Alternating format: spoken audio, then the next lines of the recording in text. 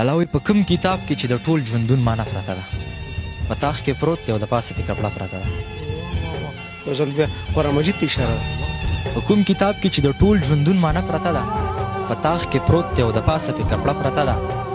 غریب هغه دی چې د زړه کور کې ایمان نه لري مونږ خو شاهان یو زموږ زړه کې کلمه پرته ده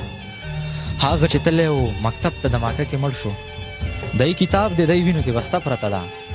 تا ته معلوم نه دی زما خبر چې څنګه به وي یو خوا پرې ګل پروت دی او بل خوا پرې ډیوه پرته ده ته ځان سینګار کړه ستا واده دی اجازت دی درته زه هم ورځم ما ته خپله جنازه پرته ده چا ته واده شو که په ما پسې ساوتې ده کوڅې ته راغلم تمبو ته یې تاله پرته ده او زه به د خپلې زندګۍ مرام ته څنګه رسم خدایه زما د امیدونو ډیوه مړه پرته ده